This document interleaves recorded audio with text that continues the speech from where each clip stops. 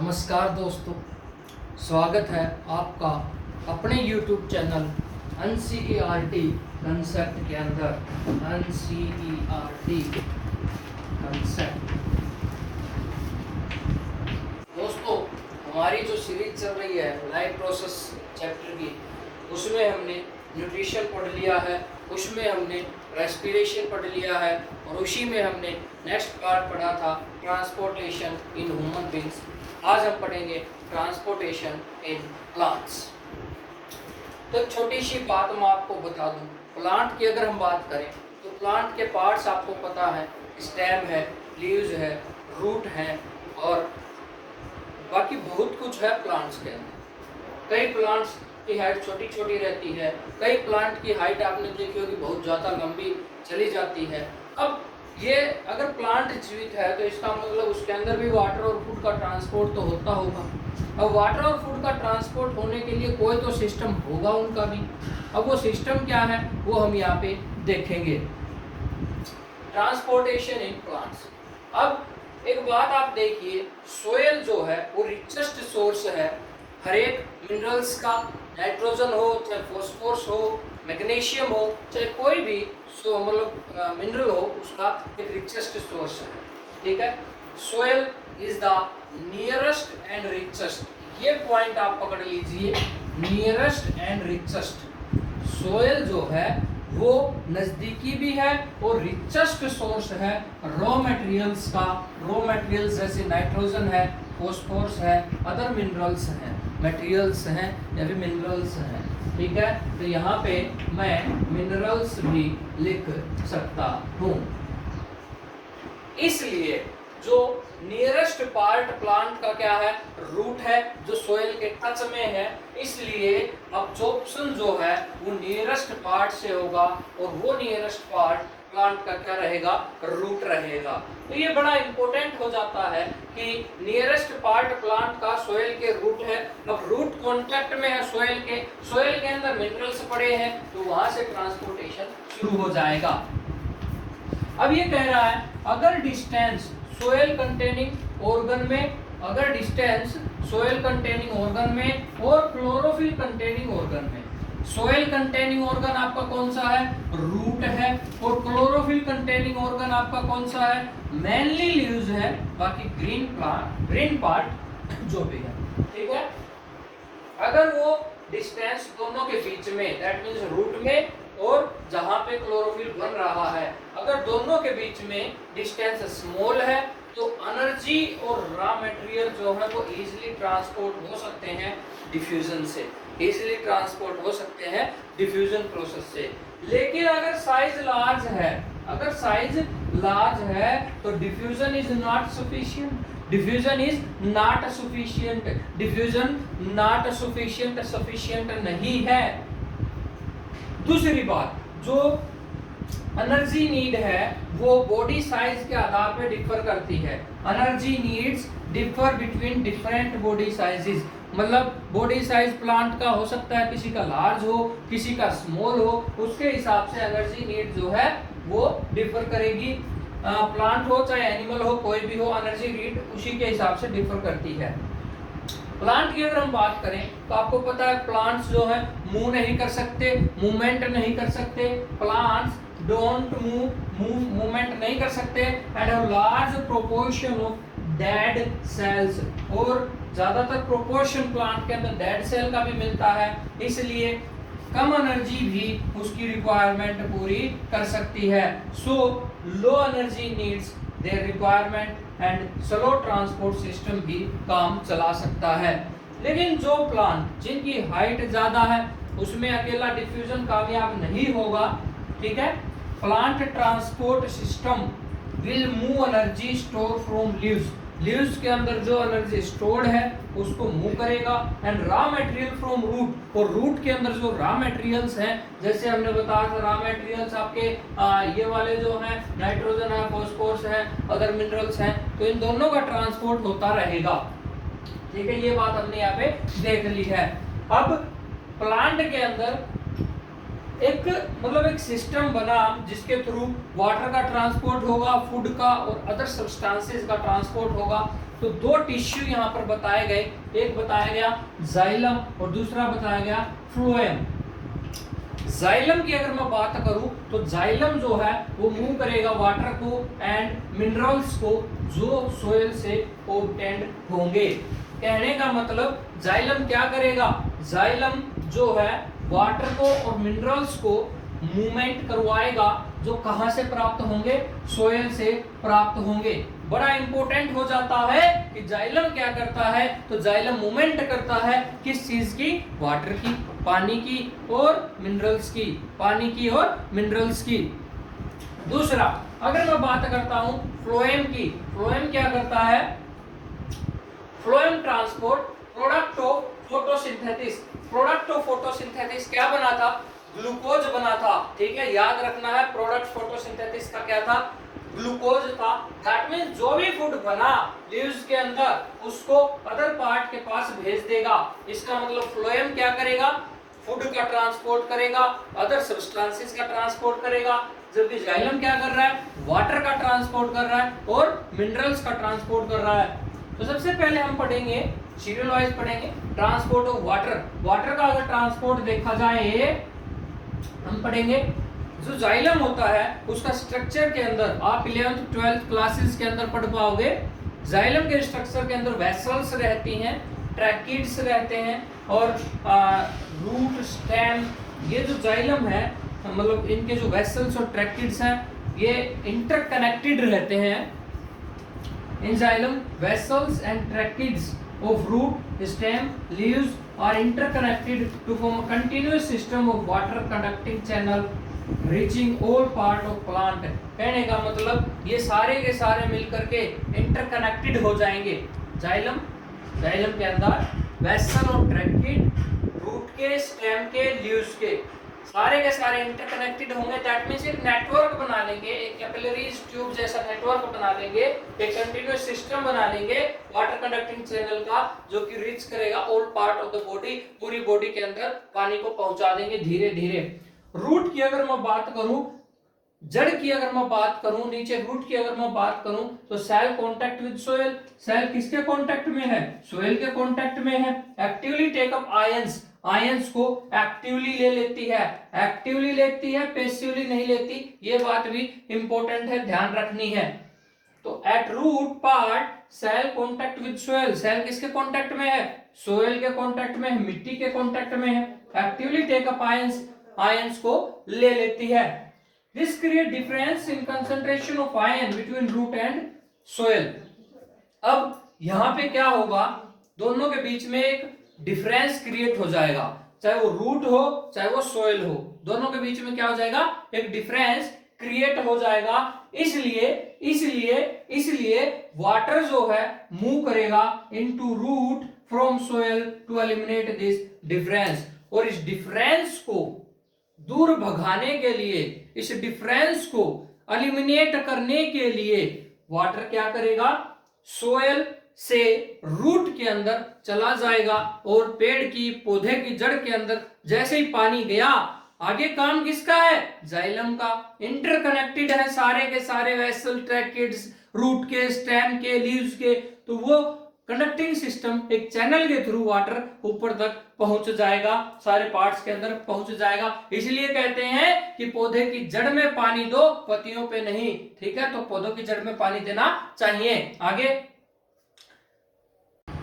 हम पढ़ रहे हैं जाइलम के थ्रू वाटर की मूवमेंट प्लांट्स के। यहाँ पे movement of water into root xylem containing a column of water that is steadily pushed upward। ध्यान से मैंने वही बताया था कि एक इंटरकनेक्टेड होकर एक नेटवर्क बना लेंगे। ये वहीं पे वही बात लिखी है कि steady movement of water into root xylem, जो स्टीडी मूवमेंट रहेगी वाटर की रूट जाइलम के अंदर, containing a column of water, एक कॉलम ऑफ वाटर बन जाएगा that is steadily pushed upward, वो ऊपर की तरफ धकेल दिया जाएगा। Plant has adequate supply of water, कहने का मतलब है प्लांट को प्रॉपर मात्रा में पानी की सप्लाई देना जरूरी है। प्लांट को प्रॉपर मात्रा में पानी की सप्लाई देना जरूरी है। क्यों क्यों जरूरी है वो हम यहाँ पे देखेंगे।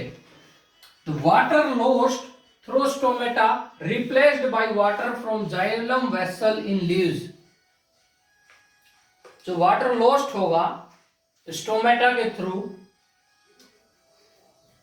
दिन में जो वाटर लॉस्ट होता है स्टोमेटा के थ्रू, इसलिए उसको मतलब नॉर्मलाइजेशन करने के लिए हमें एडिक्वेट प्रॉपर मात्रा में पानी देना होगा प्लांट को। ठीक है, तो यही पे यही बात लिखी है, plant has adequate supply of water, the water lost through stomata replaced by water from xylem vessel in leaves. In fact actually होता क्या है, evaporation of water molecule from cell of leaf create a suction which pulls water from xylem cell of root.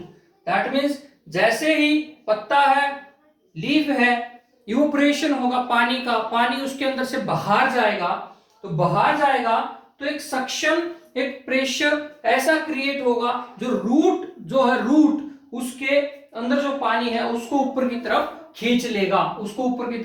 खींच लेगा, ठीक है। Evaporation of water molecule from cell of leaf create a suction which pulls water from xylem cell of root. ठीक है, क्या कर लेगा, पुल कर लेगा, खींच लेगा वाटर को xylem cell of root से। The loss of water in form of vapor from aerial parts leaf के एरियल, प्लांट के एरियल पार्ट्स वो हैं जो एयर के कांटेक्ट में हैं और जो हरे भरे हैं उसको ट्रांसपीरेशन बोलते हैं। तो ट्रांसपीरेशन की डेफिनेशन यहाँ पे आई जो कि 6th क्लास के अंदर आ जाती है। Loss of water in form of vapour की फॉर्म में पानी का लॉस होना एरियल पार्ट ऑफ प्लांट से, उसी को हम क्या बोलते हैं, ट्रांसपीरेशन। ठीक है, loss of water in form of vapour from aerial part of plant is known as transpiration. Transpiration help in absorption of upward movement of water and minerals dissolved in it from root to leaves. Transpiration क्या करता है, help करेगा upward movement जो water की हो रही है उसको अब्जॉर्ब करने में, वाटर को अब्जॉर्ब करने में, और दूसरा जो मिनरल्स डिजोल्व है पानी के अंदर, जो रूट के अंदर जो मिनरल्स थे उनको ऊपर की तरफ खींचेगा पानी के थ्रू, जाइलम के थ्रू। ठीक है, तो ट्रांसपीरेशन का ये काम रहेगा, help in absorption of upward movement of water and minerals dissolved in it from root to leaves. दूसरा, ये ट्रांसपीरेशन टेम्परेचर रेगुलेशन में भी हेल्प करता है। बहुत बड़ी बात ये है, याद रखेंगे, transpiration also help in temperature regulation में हेल्प करेगा। अब जो रूट प्रेशर है उसका इफेक्ट जो है रात को थोड़ा सा इंपॉर्टेंट हो जाता है। ठीक है, effect of root pressure in transport of water is more important at night. रात को इंपॉर्टेंट हो जाता है क्योंकि रात को स्टोमेटा क्या है, क्लोज है। ठीक है, तो इंपॉर्टेंट तो अपने आप हो गया। दिन में अगर मैं बात करूं जब स्टोमेटा ओपन है, transpiration pull become major driving force. Transpiration pull जो है वो एक मेजर ड्राइविंग फोर्स बन जाएगा movement of water in xylem. तो आपको अगर मोटा मोटा थोड़ा बहुत तो समझ आ रहा होगा कि जाइलम वो टिश्यू है जो वाटर का ट्रांसपोर्ट कराएगा रूट से लीव्स की तरफ। कहने का मतलब अपवर्ड मूवमेंट होगी।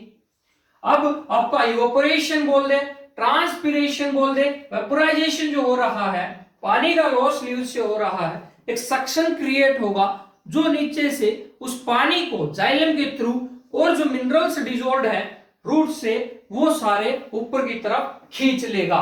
ये सारा का सारा आपका ट्रांसपोर्ट होता है वाटर का ऐसे। अगर ट्रांसपोर्ट की बात करूं मैं फूड की और अदर सब्सटेंसेस की, तो कैसे होता है उसको हम देखेंगे थोड़ा सा। ट्रांसपोर्ट ऑफ फूड सब्सटेंसेस मैंने बताया था, वाटर का ट्रांसपोर्ट जाइलम टिश्यू से, फूड का ट्रांसपोर्ट फ्लोएम टिश्यू से। ठीक है, तो वही बात हम यहां पे कर रहे हैं। Transport of soluble product of photosynthesis is called translocation. That is very very important. एक और डेफिनेशन आपकी यहाँ पे आ चुकी है, 1 नंबर में भी पूछ सकता है। ट्रांसलोकेशन क्या होता है? ट्रांसलोकेशन क्या होता है? Transport of soluble product of photosynthesis, photosynthesis के सोल्यूबल प्रोडक्ट का ट्रांसपोर्ट ट्रांसलोकेशन कहलाता है। सोल्यूबल प्रोडक्ट का ट्रांसपोर्ट, और फोटोसिंथेसिस का प्रोडक्ट क्या था? ग्लूकोज था, 6 कार्बन मॉलिक्यूल, ठीक है। तो उसका transport of soluble product of photosynthesis is called translocation. और ये ट्रांसलोकेशन कहां होगा? तो vascular part known as phloem. क्या बोलते हैं उसको? फ्लोएम बोलते हैं। अब मैंने बताया था फोटोसिंथेसिस जरूरी नहीं कि लीव्स के अंदर हो, कोई भी ग्रीन पार्ट जो क्लोरोफिल जिसके अंदर हो वहां पे फोटोसिंथेसिस होगा।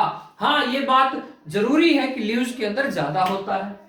Beside photosynthesis product phloem transport amino acid and other. तो ये कह रहा है कि फोटोसिंथेसिस के जो प्रोडक्ट को फ्लोएम जो है वो फोटोसिंथेसिस को तो ट्रांसफर कर रहा है, उसके साथ साथ अमीनो एसिड को भी और दूसरों को भी क्या कर रहा है? ट्रांसफर कर रहा है। ये क्या करेगा? मान लो लीव्स के अंदर भोजन तैयार हुआ। कहां पे तैयार हुआ? लीव्स के अंदर भोजन तैयार हुआ। फ्लोएम क्या करेगा? उस भोजन को उठा करके वस्कुलर टिश्यू के थ्रू, उसके अंदर भी एक नेटवर्किंग बनता है, उस भोजन को भेज देगा। रूट के पास भी भेजेगा, रूट के पास भी भेजेगा, फ्रूट के पास भी भेजेगा, सीड के पास भी भेजेगा, बीज के पास भी भेजेगा, और जो भी ग्रोविंग ऑर्गन है, जो ऑर्गन मतलब बढ़ रहा है, उसके पास भी भेजेगा। जैसे स्प्रिंग सीजन के अंदर आपने देखा होगा नए नए फूल आते हैं, तो हर एक पार्ट में भोजन का ट्रांसफर कौन करता है? फ्लोएम करता है, चाहे वो अपवर्ड डायरेक्शन हो चाहे वो डाउनवर्ड डायरेक्शन हो। देखिए, deliver to storage organ of root, fruit, seed and growing organ. Translocation of food and other takes place in sieve tubes with help of adjacent companion cell both in upward and downward direction. Sieve tube and adjacent companion cell. जब phloem का structure हम देखते हैं, cross sectional view हम देखते हैं, 11th class में आप पढ़ोगे तो इसके स्ट्रक्चर में आपको सिव ट्यूब देखने को मिलेगी और कंपेनियन सेल देखने को मिलेंगी। सिव ट्यूब छलनी जैसी रहती हैं, कंपेनियन सेल, कंपेनियन मतलब साथी, ये उनका साथ निभाती हैं, उनके पास रहती हैं। तो ट्रांसलोकेशन फूड का अदर का take place in sieve tube, sieve tube के अंदर होगा। याद रखेंगे किसके अंदर होगा? सिव ट्यूब के अंदर होगा, विद द हेल्प ऑफ, किसकी हेल्प से? एडजेसेंट कंपेनियन सेल, जो कंपेनियन सेल है उनकी हेल्प से। ये बड़ा इंपॉर्टेंट हो गया, both in upward and downward direction, चाहे वो ऊपर की तरफ हो चाहे वो नीचे की तरफ हो, चाहे वो ऊपर की तरफ हो चाहे वो नीचे की तरफ हो। कहता मेरे को समझ नहीं आया।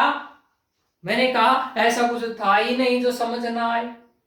भाई दो ही बात है, एक जाइलम है एक फ्लोएम है। जाइलम क्या करेगा? वाटर का ट्रांसपोर्ट करेगा। फ्लोएम क्या करेगा? फूड का और अदर सब्सटेंसेस का ट्रांसपोर्ट करेगा। जाइलम वाटर और मिनरल्स का ट्रांसपोर्ट करता है। अब बात तो ये हो गई ना, पौधे की जड़ के अंदर हमने क्या दिया? पानी दिया। लीव्स ने दिन में क्या किया? इवेपोरेशन किया, ट्रांसपिरेशन की प्रोसेस हुई। ये देखिए, ट्रांसपिरेशन की प्रोसेस हुई। अब ट्रांसपिरेशन की प्रोसेस होगी, वेपोराइजेशन होगा, तो लीव्स के अंदर जो छिद्र है, स्टोमेटा है या फिर और है, तो पानी का लॉस तो होगा ना दिन में। अब पानी का लॉस होगा तो उसको मतलब पानी भी चाहिए बराबर मात्रा में, तो रूट के थ्रू पानी आएगा, और जो पानी ट्रांसपिरेशन में लॉस होगा वहां पे एक सक्शन क्रिएट हो जाएगा, एक नली। सक्शन क्या होता है? जैसे फ्रूटी पीते हैं तो उसके अंदर हम नलकी डाल लेते हैं, एक नली डाल लेते हैं, उसको फिर ऊपर की तरफ हम पीते हैं, ऐसे ऐसे हम पीते हैं, दैट इज सक्शन। वही हो रहा है, पानी का लॉस लीव से हो रहा है, सक्शन क्रिएट होगा, वो नीचे से पानी को उठाएगा और उसके अंदर जो मिनरल्स डिसॉल्व है उसको भी उठाएगा। डायरेक्शन एक है, अपवर्ड डायरेक्शन, पुलिंग फोर्स लग रहा है, अपवर्ड डायरेक्शन। लेकिन परंतु अगर मैं बात करूं फूड सोर्सेज की, फ्लोएम की, तो यहां पे आपको क्या याद रखना है कि ये कह रहा है कि जो भी क्लोरोफिल कंटेनिंग ऑर्गन है, दैट मीन ग्रीन पार्ट, जिसके अंदर फूड तैयार हो रहा है, फोटोसिंथेसिस है, मान लिया सबसे ज्यादा लीव्स के अंदर हो रहा है, जो भी फूड तैयार हुआ उस फूड को अब ट्रांसफर करना है किसके पास, हर एक पार्ट के पास, क्योंकि ये तो है नहीं कि भाई अकेली लीव्स को ही भोजन चाहिए, सबको भोजन चाहिए, ठीक है, तो उनके पास ट्रांसफर करेगा किसके थ्रू, फ्लोएम के थ्रू। हाँ, रूट नीचे है, अब मैं सोच रहा हूं फ्रूट ऊपर है, फूल भी ऊपर है, फ्रूट भी ऊपर है, सीड नीचे है, इसका मतलब भोजन तो दोनों तरफ ट्रांसफर करना पड़ेगा ना, भोजन किसके, दोनों तरफ ट्रांसफर करना पड़ेगा, इसलिए याद रखेंगे जो फूड की जो डायरेक्शन रहेगी फ्लोएम की, फूड को ट्रांसपोर्ट करने की दोनों डायरेक्शन रहेंगी, चाहे वो अपवार्ड हो और चाहे वो डाउनवर्ड हो, ऊपर की तरफ हो चाहे नीचे की तरफ हो, दोनों डायरेक्शन रहेंगी फ्लोएम की, जबकि जाइलम की सिर्फ एक डायरेक्शन अपवर्ड डायरेक्शन। बहुत ही इंपॉर्टेंट है, ये आ जाता है कई बार। दूसरा, translocation achieved by utilising energy. अब ट्रांसलोकेशन हो रहा है, फूड का सोल्यूबल प्रोडक्ट ऑफ फोटोसिंथेसिस का ट्रांसपोर्ट हो रहा है, तो एनर्जी तो चाहिए ना, एनर्जी तो चाहिए। दोस्तों, जैसा कि हम देख पा रहे हैं, फ्लोएम के बारे में हम बात कर रहे हैं। मैंने बताया फ्लोएम के अंदर दोनों डायरेक्शन हो सकती हैं, अपवर्ड डायरेक्शन भी हो सकती है, डाउनवर्ड डायरेक्शन भी हो सकती है।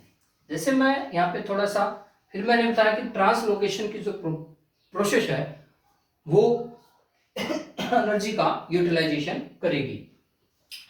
तो मटेरियल लाइक सुक्रोज, सुक्रोज है जैसे, ठीक है, transferred into phloem tissue using energy from ATP. ATP से क्या ले लेगी, एनर्जी ले लेगी।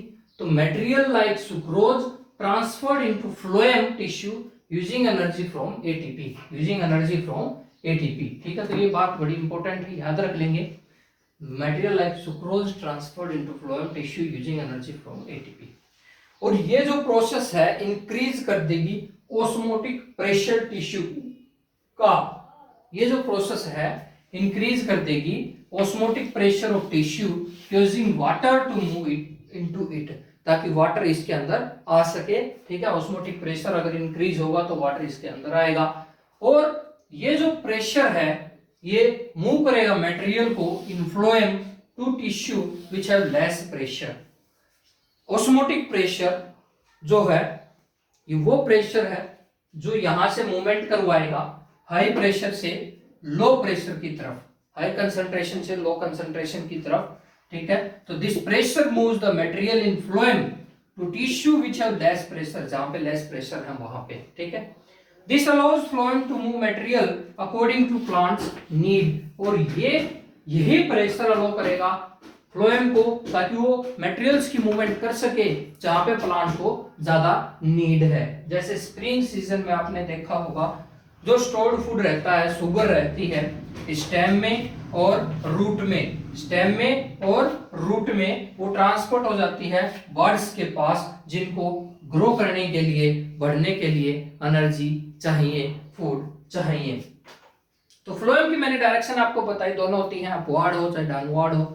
उसके बाद मैंने बताया कि जैसे इसको ट्रांसलोकेशन की जो प्रोसेस है उसको एनर्जी चाहिए, और मटेरियल जैसे लाइक सुक्रोज है ट्रांसफर होगा फ्लोएम के अंदर, टिश्यू के अंदर, तो एनर्जी लेगा एटीपी से, ठीक है। This increase osmotic pressure of tissue, ये टिश्यू का ऑस्मोटिक प्रेशर इंक्रीज कर देंगे ताकि इसके अंदर वाटर चला जाए, और जैसे ही वाटर जाएगा तो प्रेशर क्या करेगा, मटेरियल को मूवमेंट करवाएगा हाई प्रेशर से लो प्रेशर, जहां पे लेस प्रेशर है वहां पे, और यह अलाउ कर देगा मटेरियल को प्लांट की नीड के अनुसार पहुंचाने में। दैट मीन जहां पे प्लांट को जरूरत है वहां पे ये पहुंचा देगा। जैसे स्प्रिंग सीजन में शुगर जो स्टोर रहती है स्टेम और रूट के अंदर, वो चली जाती है बर्ड्स के पास, क्योंकि उनको ज्यादा एनर्जी की जरूरत है, उनको फूड की जरूरत है। तो दोस्तों, ये हमारा ट्रांसपोर्टेशन का टॉपिक यहीं पे खत्म होता है, समाप्त होता है, कंप्लीट होता है। आशा करता हूं कि आपको अच्छा लगा होगा। अच्छा लगा है तो प्लीज लाइक कर दीजिए, वीडियो को शेयर जरूर करिए, शेयर कर दीजिए, और सब्सक्राइब करें, चैनल को सब्सक्राइब करें। मैंने कल भी बताया था कि उन बच्चों तक पहुंचाएं जिनको इनकी हकीकत में ज़रूरत है, ज़्यादा से ज़्यादा शेयर करें और ये लॉकडाउन का फ़ायदा उठाएं। और बेल आइकन को दबाना बिल्कुल ना भूलें, बेल आइकन को दबा दें ऐसे, ठीक है। तो ये काम आपको करना है। दूसरा, कोरोना से आप बच करके रहिए। इस महामारी के दौर में हम आपके लिए ऑनलाइन क्लासेस ले रहे हैं और मास्क सैनिटाइजर का आप यूज़ कीजिए, बार बार सैनिटाइजर से हाथ धोइए। और मैं आपको बता दूं कि हमारा नेक्स्ट जो टॉपिक आएगा वो आएगा एक्सक्रीशन, क्योंकि लाइफ प्रोसेस का लास्ट पार्ट है एक्सक्रीशन, वो हम डिस्कस करेंगे बहुत ही जल्द, ठीक है। तो फिर से हाजिर होंगे दोस्तों आपके पास, आपके साथ, आपके लिए, फिर आपके लिए एक सुंदर सा टॉपिक। आज के लिए इतना ही। धन्यवाद दोस्तों, जय हिंद।